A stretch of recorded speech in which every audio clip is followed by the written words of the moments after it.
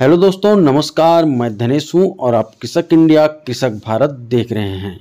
दोस्तों, अब बारिश का मौसम आने वाला है। ऐसे में मुर्गियों का थोड़ा सा ज़्यादा ख्याल रखना पड़ेगा। और ये जो आपको छोटा छोटा साइज का चूजा दिख रहा है वो अभी बहुत ही कम मेरे पास बचा हुआ है। बहुत सारे चूजे मर गए और इसलिए मैंने एक्स्ट्रा सुरक्षा के लिए, देख सकते हैं, ये लगभग 50-60 चूजे हैं। तो इनको कम से कम 25 से 30 दिन तक इस तरह से जाली में रखा हुआ है और इसी में दाना पानी इनको दे रहा हूँ ताकि थोड़ा बड़ा हो जाए। और जब बड़ा हो जाते हैं तो इनका इम्यूनिटी पावर भी बढ़ जाता है और कोई बीमारी भी नहीं आता है। दोस्तों, ये वाले जो बेच है जो देख रहे हैं छोटा साइज, इसमें मेरे पास लगभग 100 से 150 चूजे थे। तो ये इतना बड़ा होते होते 40-50 ही बचे हुए हैं। तो ऐसा ना आए, इसलिए जो छोटे चूजे आपने देखा जाली के अंदर में, उनको एक्स्ट्रा थोड़ा सा प्रोटेक्शन दिया गया है। और अब बारिश का मौसम आना है तो बहुत सारी बीमारी भी देखने को मिलेंगे, तो इसलिए भी थोड़ा सा ख्याल रखना बहुत ज़्यादा ज़रूरी हो जाता है। दोस्तों, मेरे मुर्गियों में सिर्फ फाउल पॉक्स का ही अटैक आया था और दूसरा कोई बीमारी तो देखने को नहीं मिला।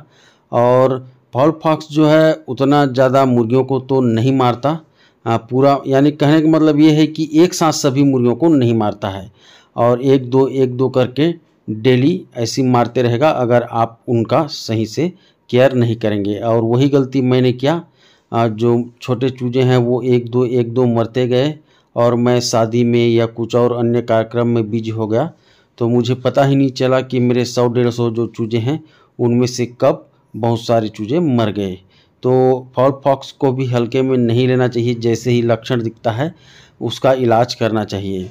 दोस्तों, फाउल पॉक्स के लिए सबसे बेस्ट मुझे लगा कि इनको पानी में आप एंटीबायोटिक दे दीजिए और जो घाव है आँख के आसपास में, उसमें आप टूथपेस्ट को डालिए। एक बार लगाएंगे, अगला दिन वो आपको जो घाव है वो सूखा हुआ दिखाई देगा। दोस्तों, ये जो छोटे छोटे चूजे हैं, अब उम्मीद है कि बारिश जैसे ही आएगा तो ये सरवाइव कर लेंगे। और गर्मी तो अभी बहुत ज़्यादा है, जब तक 2-3 पानी नहीं गिरेगा तब तक ऐसे ही गर्मी रहने की उम्मीद है। बड़े मुर्गियों को कोई दिक्कत तो देखने को नहीं मिला और ये वैसे भी जब बड़े हो जाते हैं तो बीमारी से लड़ने की क्षमता इनकी बढ़ जाती है। लेकिन जैसे ही बरसात आएगा तो इनको भी खतरा हो जाता है, क्योंकि बरसात में कई प्रकार के बैक्टीरिया, वायरस पनपते हैं जो कि इनको भी इन्फेक्टेड कर देते हैं। दोस्तों, बरसात में खास करके CRD वगैरह ज़्यादा आते हैं, सर्दी हो जाता है और इनको एंटीबायोटिक बरसात में तो सबसे ज़्यादा देना पड़ता है। 15 दिन 20 दिन में 3 दिन के लिए कोई भी एक एंटीबायोटिक चला देना चाहिए ताकि दूसरा कोई भी बीमारी इनको अटैक ना कर पाए। दोस्तों, अभी भी मेरे पास कम से कम 7-8 मुर्गियां अंडा सेक रही हैं और वो जो आपको जाली में दिखा वो चूजा 50-60 वो होगा। और ये जो इसमें जो छोटे साइज के चूजे हैं वो 50-60 होंगे, इससे थोड़े बड़े साइज के 10-20 होंगे।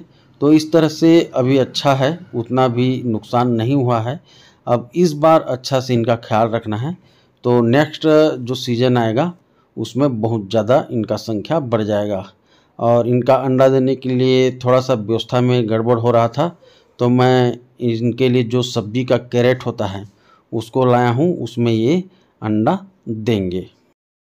दोस्तों, इस गर्मी में मैंने एक प्रैक्टिकल किया था। जो अंडा सेक रही थी जो मुर्गी, तो उनको सवेरे एक बार उठा करके उसमें जो अंडा है उसमें पानी स्प्रे कर देता था और शाम के टाइम में एक बार पानी स्प्रे कर देता था।